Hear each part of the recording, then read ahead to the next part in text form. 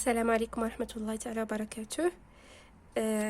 دابا معنا le résumé du deuxième chapitre intitulé Quelques propriétés de l'air et ses constituants. Tout d'abord, on doit savoir la composition de l'air. L'air se compose de quels constituants? D'accord? On dit que l'air est un mélange homogène واحد الخليط اللي هو متجانس homogène de plusieurs gaz. Les deux principaux constituants de l'air sont le diazote, azote, qui représente 78% de l'air, et le dioxygène, O2, qui représente 21% de l'air. Les autres gaz qui sont inclus dans le mélange de l'air représentent seulement 1% de l'air. C'est pour cela qu'on dit que l'azote N2, le diazote N2 et le dioxygène, ce sont les constituants les plus principaux, ou bien les principaux constituants, d'accord? SSI. Quelques propriétés de l'air. Deuxièmement, les propriétés de l'air. Donc, l'air a un volume. Et on dit que l'air est compréhensible. C'est-à-dire, son volume peut diminuer. Bien, le volume diminue. Expansible lorsque le volume augmente. On dit aussi que l'air occupe tout l'espace qu'on lui donne, d'accord? Si on donne par exemple l'espace d'une bouteille, alors l'air va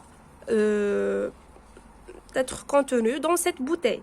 Si on lui donne une boîte de forme d'un cube, l'air va se contenir dedans. D'accord? Bien sûr, ces deux propriétés du volume de l'air, vous avez vu ça dans l'expérience du piston. Si on a le même volume et on comprime une fois le piston, le volume se diminue. Et si on dilate le piston, le volume augmente, mais la quantité d'air qui se trouve dans le piston, c'est la même, d'accord? La même quantité d'air, mais le volume se change. Une fois, il se trouve dans un volume qui est plus petit, et une autre fois, il se trouve dans un volume qui est plus grand, d'accord? Aussi, on a la pression de l'air. Lorsqu'on comprime l'air dans un piston, le volume diminue.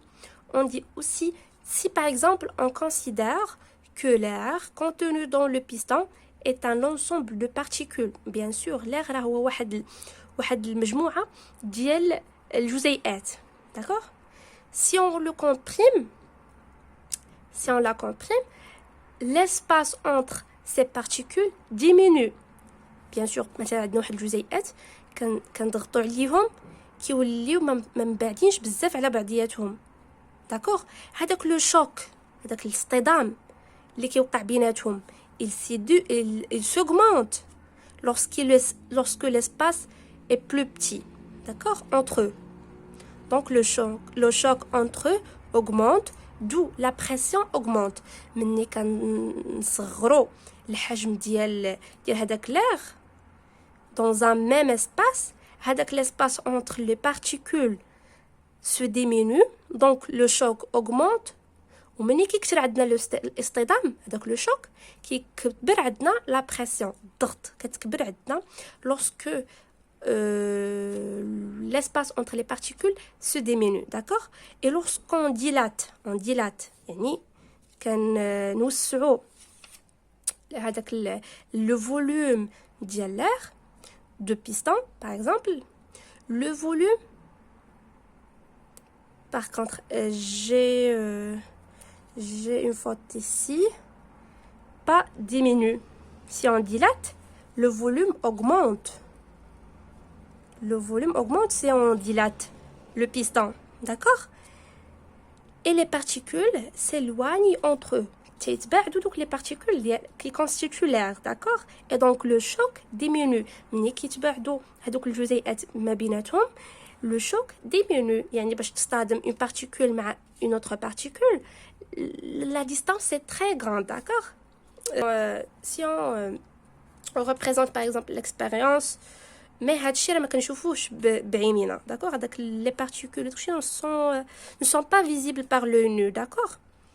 ولكن ممكن نمثلوهم بواحد كيف ما جاو عندكم في الكور ديالكم مع الاستاذ ديالكم.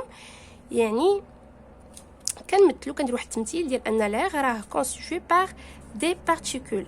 Si on dilate le piston, donc le volume augmente, les particules s'éloignent entre eux et donc le choc diminue et d'où la pression diminue. ملي ما كيبقاش واحد الاصطدام بزاف مع les particules entre eux, ما كيكونش عندنا une pression اللي هي كبيره. donc la pression il diminue. كتقل عندنا لا بريسيون, الضغط كيقل و سي لوجيك. ما كاينش اصطدام ما بين هذوك لي بارتيكول, donc il y a pas de pression qui est très élevée, d'accord? Et la troisième propriété de l'air, qui est la masse de l'air, on a trouvé que chaque gaz a sa propre masse. Par exemple, dans l'expérience que vous avez vue avec vos maîtres dans la classe, l'expérience du ballon, et dans les conditions de pression de 1013 hectopascales et d'une température de 25 degrés Celsius, 1 litre de l'air a une masse de 1,3 g. On dit que l'air est pesant. Donc l'air a une masse. D'accord? Il ne faut pas négliger la masse d'un air.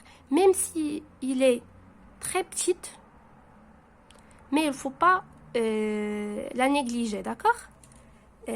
J'espère que l'explication vous sera utile. Très bon courage et Allah يوفقكم يا ربي.